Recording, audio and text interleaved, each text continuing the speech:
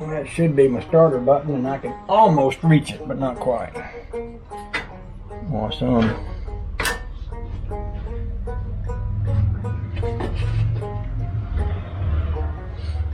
Maybe I could reach under the dash and reach it. Almost, but no prize. I can hold this and reach over. Yeah, my arms ain't long enough for this operation. I guess I could ground this out here somewhere, and that would give me more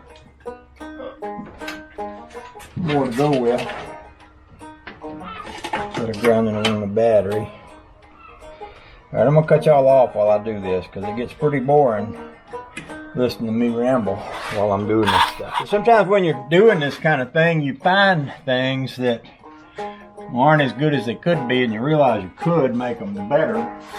That's what I just ran across. I was looking for my ignition wire, and I found where it used to be, and it didn't work, and I realized, oh, that's right, that switch broke just about the time that I pulled the engine out of it, and I never repaired it. So I got looking through my stuff, and I found a real key switch. Now, the way this worked before is I had a little thing you'd pull, like a light switch, and then I had a button you'd push, and that would, you know, kick the starter over.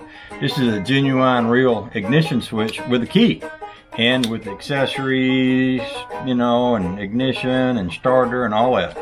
So I was thinking, well, why heck not have a key and just have the one switch instead of the two. So I'm kind of in the process. I had to re-drill one of the holes in the dash. I'm kind of and you know, this is a vintage dash, you know. Anyway, I'm kind of in the process of moving the hot wires from those other two switches onto this switch, so I'll just have one switch with a key, which is kind of handy when you go to a car show and you walk away from your car, and because you're always afraid, well, if someone knew the combination, they could jump in that thing and crank it, and some kid could get themselves hurt, you know what I mean? So anyway, that's where we're going with this. That's why we don't have it running and driving around. I got the grease in the transmission, and I got the starter wire found that actuates the starter, but I'm going to change some wires around and simplify things a little bit, I do believe, and then we'll have a better car when we get through. Okay, so I thought I'd bring you up to speed. I'm actually a little chilly. It's cloudy today.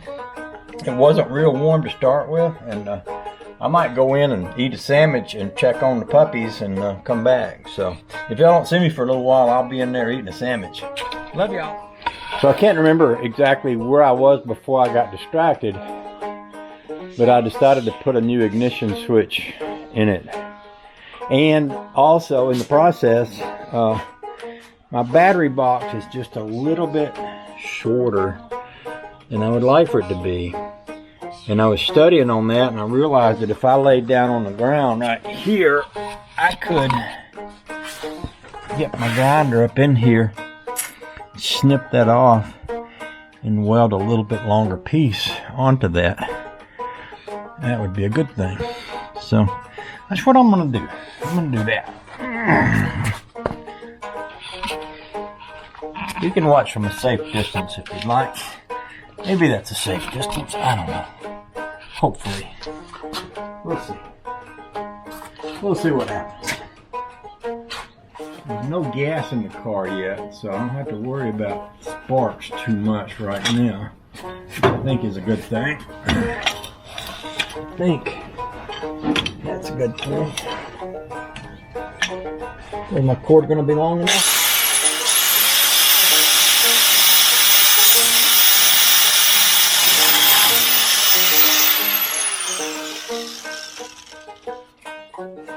Move this guard a little bit. Let it catch some of those sparks.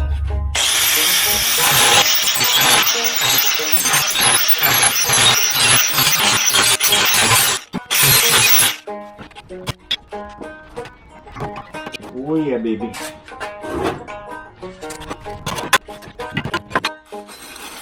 Alrighty, now if I had another little short piece of angle spot welded in right there, that would be good. I'm not gonna turn up here on a quick little search.